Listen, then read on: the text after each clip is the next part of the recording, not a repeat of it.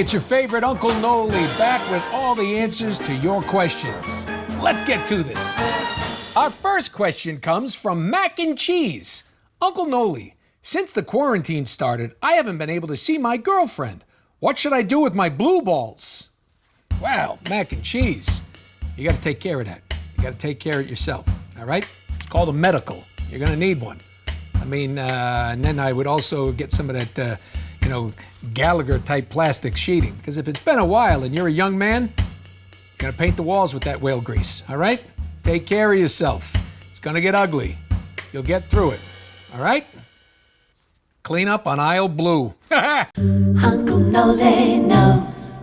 Our next question comes from Vinicius Corleone. Uncle Noly, how can I be less socially awkward? I can carry a conversation perfectly through text, but when it comes to face, I just don't know how to act. All right, Vinicius, listen, here's the deal. This is the problem with this generation growing up with these smartphones and these tablets and all this social media crap. You gotta talk to people. They're human beings, okay? I see these young people going out there and, they text. And I'm gonna text this, text that. It's crazy. Now, text is messaging, right? It's to get a message across. But you gotta be able to go out there and talk to people face to face. So, my advice is to get out there and do it. Don't be afraid. Jump in. You know, people you want to go swimming, there's always that one guy, hey, it could be cold. Everybody's in. No, it's good. You'll get used to it. Yeah, it's going to be cold a little bit. You're going to get a little shrinkage on the nutsack. But here's the deal. You're going to enjoy yourself in the pool with your friends. Or you're going to sit on the side of the pool, probably get a sunburn, too hot, and everybody will think you're weak. All right? So, jump in the water, my friend. Get out there, talk to people. Texting, it's got its place, but human contact. It's a beautiful thing. It's a beautiful thing. Uncle Noly knows. Our next question comes from Dr. Doggo. Dear Uncle Noly, as a doctor, how would I tell my patient if they had cancer? Listen, Doc, it's a tough diagnosis, all right? And it's a tough thing to tell somebody, but you gotta just do it. You gotta give them the facts straight up, because that way they can start their recovery right then and there, okay? They can get on a treatment plan, God help willing. You know, they can go out there and they can get the right meds, the right treatment. You know, they can speak with their family. God forbid it's a terminal situation. They can get their affairs in order. But you're a doctor. You signed on for this. You spent a lot of money on an education. So, Doc, you don't need my advice. It's a tough spot. My heart breaks for you. Breaks for them. But you gotta be up front with them. Be a doctor. Medical degree. Not always pretty. Pretty tough. Cancer. Uncle Noly knows. Our next question comes from Ducky, Augie, and Sissy. Uncle Noly, why are you wearing St. Louis Cardinals hat on your noggin, when clearly you should be wearing a Cincinnati Reds hat instead because the Cardinals are stinky poopy? Well, Ducky, Augie, and Sissy, I'm wearing a Cardinals hat because they're better than the Reds. Always have been. Hey, you had some good years in 75, 76, Big Red Machine, all right? I'll give you that. Joe Morgan, Pete Rose, those guys. Where you been since?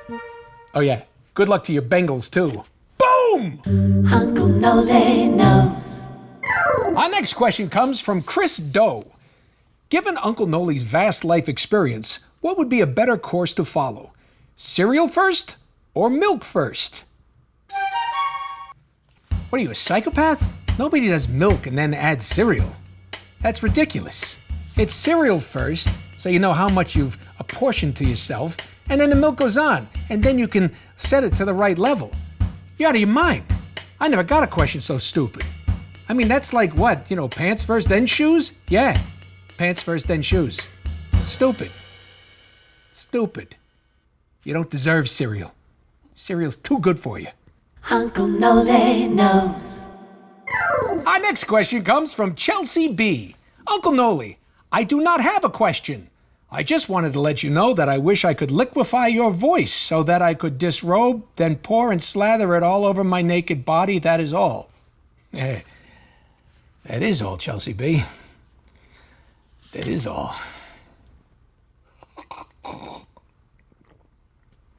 Uncle Noly. Uncle Nolan knows sometimes. Our next question comes from Jake. Dear Uncle Noly, a cute girl at work is really into me, but I've just come out of a relationship and I'm not ready for another. What should I do? Well, Jake, this is a tough call. All right? You got a cute girl after you, but you're still pining for the other one? That's going to be a problem. But my advice is get over the past, get on to the future. Get it? Get on to the future? Seriously, you should take that leap, pal. I mean, you got somebody out there who's interested in you. It's a tough world. Maybe she's the one. Maybe the one that left, maybe she isn't the one. And this could be the real thing. Hey, maybe you find out she isn't the real thing, but the old thing, she comes back to you because she's jealous of the new thing, and now the new thing becomes the old thing, and the old thing becomes the new thing again. I'm so confused. Just do it. Uncle Nolan knows. Our next question comes from Nathan Sully. Uncle Noly, why do we all die eventually? Circle of life, pal. It's just the way it is, you know? And who wants to stay around here for very long, all right? Uncle Noly's gonna probably punch his ticket, somewhere in the 90s. That's what he's hoping. That until, like my feet don't work, or God forbid, you know. Uncle Nolan knows. Our next question comes from Pandu. What's the worst dish you've ever eaten, Uncle Noly? Very simple, Pandu. Octopus. Gross. Disgusting.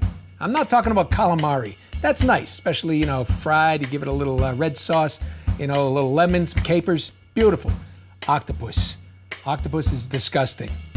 Go get yourself like about 6 feet of garden hose, okay? Pack it full of wet sand and then bake it. Yeah. Put some capers and lemon over that and then try to chew through that shit. It's ridiculous. I had it at a really nice restaurant too. This isn't like, something you're gonna get at a street vendor. God forbid. But I had it at a real nice place. And they said, "Bon appetit." And I said, "You eat this. It was awful. It was terrible. It was awful. Octopus. Tentacles. Uncle Nolan knows. Aiden MM writes, "Hey Uncle Noly, do you have any suggestions to de-stress?" Yeah, nice hot soak. Bathtub, jacuzzi, something like that. Loosens up the muscles. And don't get the wrong idea. You get in there with your lady friend or your guy friend and want to fool around a little bit. Nah, looks sexy in the movies, kids. But water does not go well with intercourse. Just saying. Of course, that has nothing to do with the question, and that would probably add more stress. Just take a bath. Alone. Uncle Nolan knows. Our next question comes from Malbro. Dear Uncle Noly, what can I say and do when I accidentally fart in front of my girlfriend? And how can I tell her it's okay to fart in front of me? Okay, step 1. Pal, this is what you're gonna do. Step 1, buy a dog. Step 2, blame it on the dog. All right? Very simple. And dogs are man's best friend. As for your second part of the question, it is never okay for her to fart in front of you. Ever. Besides, girls don't fart. They don't even have bungholes. Ah! Yeah, they do.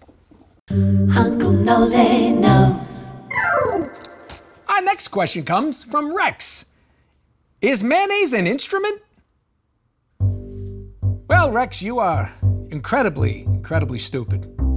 Unless you're slathering mayonnaise all over your skin flute and you're playing that old flesh piccolo for the neighbors. Yeah, no. Stupid question. Uncle Nolan knows. Well, I gotta take a I'll see you next week, kids, on Advice from Uncle Noly. Oof.